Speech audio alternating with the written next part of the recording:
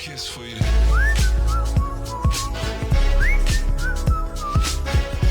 Kiss for you.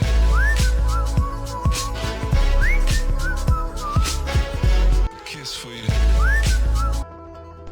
इस tutorial के अंदर हम डाटा के टैब को डिस्कस करने जा रहे हैं। फार्मूलों की सीरीज के अंदर डाटा के टैब की अपनी ही एक बहुत ही ज़्यादा इम्पोर्टेंस है और इस टैब के मेन्यू के अंदर हम तमाम चीज़ों को स्टेप बाय स्टेप जो है वो डिस्कस करने की कोशिश करेंगे। सबसे पहले हम स्टार्ट करते हैं गेट एक्सटर्नल डाटा से। एक्चुअली गेट एक्सटर्नल डाटा की कमांड का मेन पर्पस यह है कि अगर आपके पास कोई ऐसा डाटा जो कि नोटपैड के अंदर मौजूद है या माइक्रोसॉफ्ट एक्सेस की MDB फाइल के अंदर मौजूद है और आप उस डाटा को एक्सेल के अंदर इंपोर्ट करना चाहें तो उसको इंपोर्ट कर सकते हैं। नोटपैड की फाइल आमतौर पर SQL की फाइल्स होती है। अगर आपके पास कोई डाटा जो कि SQL की फाइल में से आ रहा है यानी नोटपैड से आ रहा है तो उसको आप एक्सेल पर कैसे ला सकते हैं। तो हम एक काम करते हैं, एक डमी नोटपैड पे फाइल क्रिएट कर लेते हैं जिस पर मैं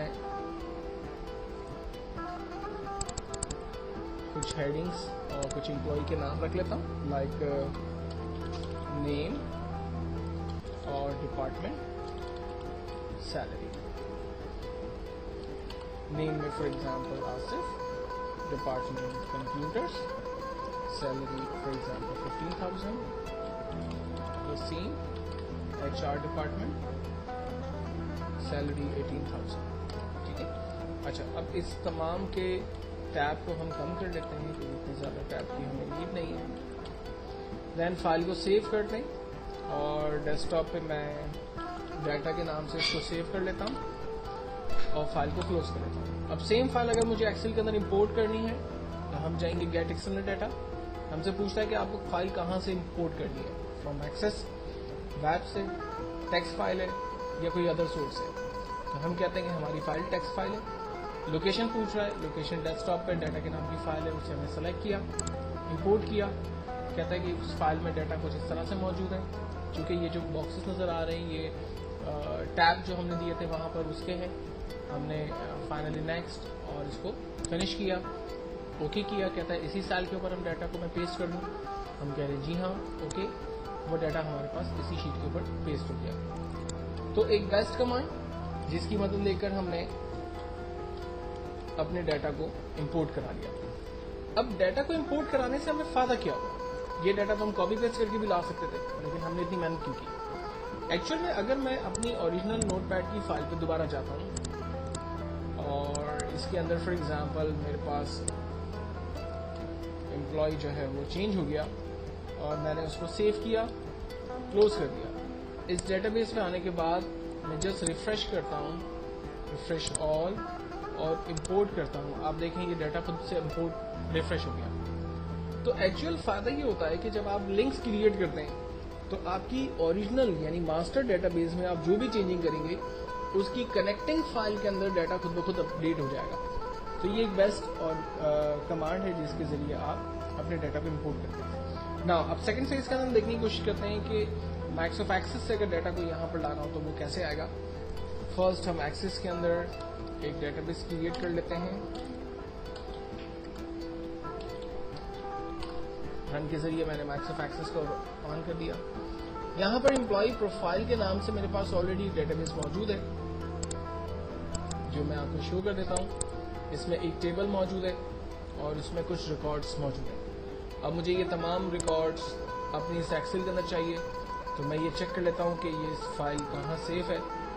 तो ये फाइल जो है वो आमतौर पे C के माई डॉक्यूमेंट के अंदर सेव होती है, तो वहीं पर ये फाइल मौजूद है। हम इसको बंद करते हैं और अपनी ओरिजिनल एक्सेल की फाइल पर आते हैं। फाइल को इंपोर्ट करने के लिए यानी एक्सेल की फाइल को इंपोर्ट करने के लिए हम अगेन जा रहे हैं get external data, from Microsoft Access, employ profile के नाम से डाटा था, डेटाबेस थी मेरी, मैंने उसे सेलेक्ट किया और ओपन कर दिया। कहता है कि इस डेटाबेस को मैं यहाँ पर पेस्ट कर दूँ पूरे टेबल की सूरत के अंदर। हम कह रहे जी हाँ, ओके।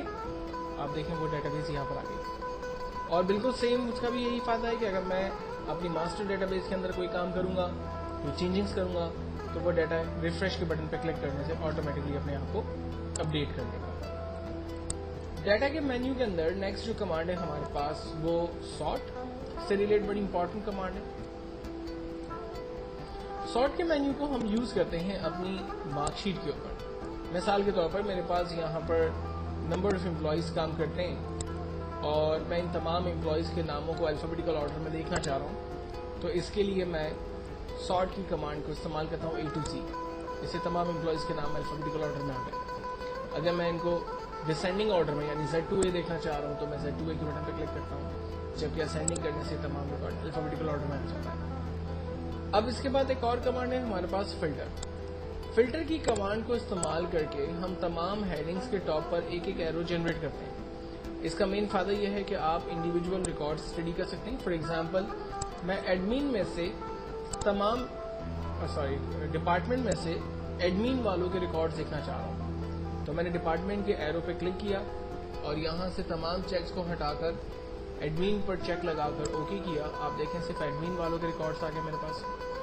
मैं इसको ऑल कर देता हूँ और मैं चाहता हूँ कि तमाम पोजीशंस में से फॉर एग्जांपल मुझे सिर्फ अकाउंटेंट्स की डिटेल देखनी है, तो मैंने अकाउंट्स पोजीशन पे काम करने वाले लोगों की डिटेल देख ली।